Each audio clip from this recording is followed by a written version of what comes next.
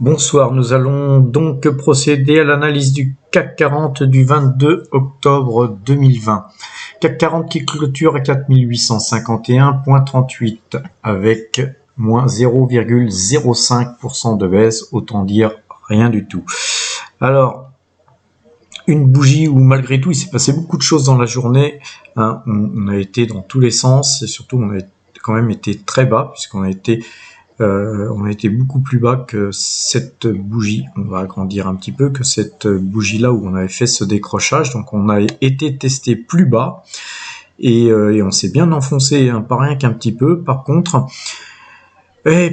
on a fini par clôturer comme si de rien n'était, quasiment au même point que la veille. Alors, pas grand chose à dire, hein, sur ce qui se passe, mis à part que là, quand on regarde, on a l'impression de voir un double top ici, paf, paf, ici, il y a un top ici, donc ça fait un M. A priori, je dis bien a priori, vu qu'on a testé hier, il est possible que cette bougie, qui est une belle bougie, hein, de retournement normalement, possible qu'on cherche à ouvrir beaucoup plus haut, mais je pense que dans la journée, on risque fort bien de venir avaler cette bougie et de continuer à descendre pour, en fait, je vais vous le dessiner pour à peu près, on va le mettre en violet. Vous voyez, ici, on a un double top et l'objectif, en fait, en théorie, sur le double top, il se situe, voilà, ici.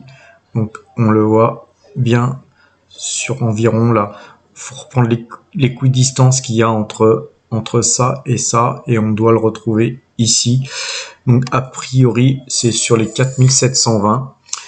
Donc à suivre, hein, mais c'est pas la ligne de coup, en fait, elle est pas réellement cassée puisqu'on est remonté là-dedans. Par contre, si on redescend une deuxième fois dans cette zone-là, ça va pas être pour rigoler. Moi, je vous le dis, je pense qu'on ira dans ces cas-là sur les 4720. Voilà une prévision graphique, hein, par rapport à des fêtes.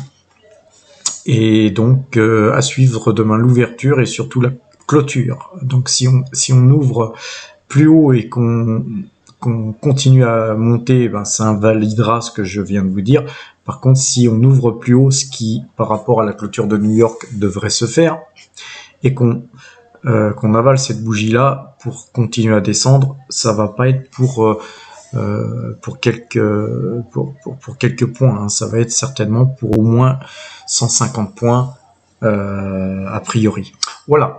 Donc concernant les valeurs, donc sur le marché français, pas grand chose, hein. Il y a quand même AXA qui dégueule de 1,77%, mais sinon, bon, petite baisse sur Total, c'est un petit peu normal, hein, en fait, hein, bien qu'on a été voir beaucoup plus bas.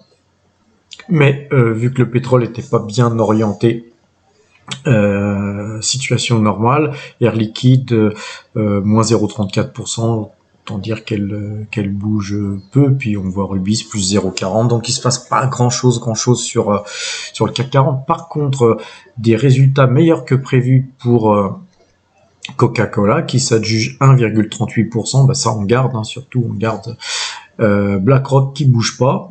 Ça, soit elle continue à monter et j'en ai encore quelques-unes à leur remettre dans la gueule, soit elle descend et j'ai quelques liquidités qui devraient me permettre de pouvoir racheter ma position vendue un peu plus haut.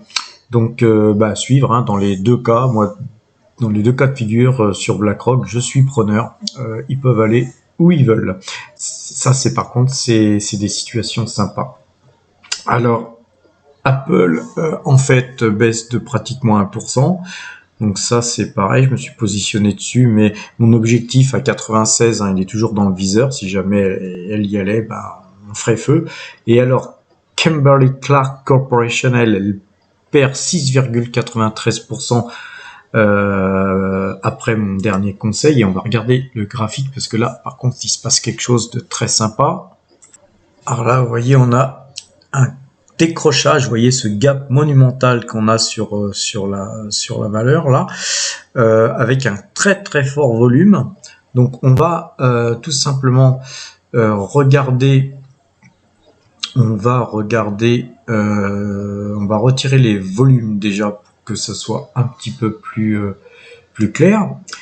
Et donc on voit bien là hein, ce décrochage, ce magnifique décrochage qui normalement est un gros signal de vente, mais par contre, et c'est là que les bandes Bollinger Band rentrent en ligne de compte, et on s'aperçoit que là, que les bandes Bollinger, eh ben, on est complètement sorti. Donc on est dans l'irrationnel, hein, je vous ai déjà expliqué ça dans des précédentes vidéos, et que en théorie cette bande elle doit continuer à descendre, mais par contre ce cours il doit réintégrer la bande de Bollinger, parce que les cours ont pour fonction de toujours rentrer au Burkeye. Là, vous voyez, là, par exemple, chaque fois qu'on s'est un petit peu écarté de la bande, on est revenu, et ainsi de suite. Et puis, par contre, la bande, elle s'écarte. Donc, par contre, quand on est revenu, si on est acheteur par là, quand on voit ça, on en profite peut-être pour sortir, parce que parfois on revient, puis on revient toucher la bande du bas pour retoucher la bande du haut, et ainsi de suite. D'ailleurs, on le voit, hein. C'est un mouvement perpétuel. Et là, c'est un peu comme un bouchon sous l'eau, hein, comme si vous étiez à la pêche. Là, le bouchon, il descend, il sort de la bande Bollinger. Normalement, on doit y retourner. Donc moi, je me suis pas cassé la tête, hein, malgré ce décrochage. J'ai tout simplement doublé ma ligne hein, sur Kimberley, parce que c'est une très très bonne valeur. Par contre, les chiffres étaient en deçà de prévu. Ils n'ont pas du tout plu, parce qu'en fait, on va regarder d'ailleurs les chiffres. Donc c'est un peu marrant, parce que bon, en fait les chiffres, Kimberly-Clark aidé par ses ventes de papier toilette, donc ça c'est quand même drôle, mais en fait son bénéfice net a baissé de 30% sur la période, et donc en fait le problème quand même, 30% c'est quand même une forte baisse du chiffre d'affaires, et donc le bénéfice par action va s'élever de 1,72 $, ce qui est pas grand chose par rapport à ce qui était attendu, de 1,75 $ qui était attendu par les analystes. Donc en fait, c'est pour moi, hein, c'est pas si catastrophique que ça, ces chiffres, et que effectivement, quand on regarde, la division papier toilette a augmenté de 9%. Bon, ça c'est la période du Covid, hein, les gens restent chez eux, se mouchent avec du papier toilette, que sais-je. En tout cas, ça, voir le stock, certainement que l'effet stockage est aussi important. Et donc voilà, quand on regarde les chiffres, voilà, c'est pas si catastrophique que ça. Et puis en plus, le groupe se veut optimiste, parce que pour les mois à venir, la société a même anticipé de relever ses prévisions pour 2020. Donc en fait, je pense que après réflexion, on verra certainement des gens revenir sur cette valeur qui ne mérite pas un tel décrochage. Surtout quand on regarde là sur le graphique, l'histoire du M que je vous avais montré tout à l'heure, hein, du double top, et ben on le retrouve ici, hein, cette équidistance, on la retrouve plus ou moins ici. Alors même si elle va un petit peu plus bas, ce sera l'occasion d'en reprendre un petit peu, et je pense qu'on ira guère plus bas que 130 $.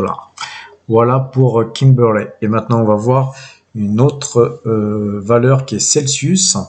Alors, rappelez-vous, Celsius, je l'avais acheté à 19 et quelques, et puis ensuite on était monté, c'était cette journée-là, je me rappelle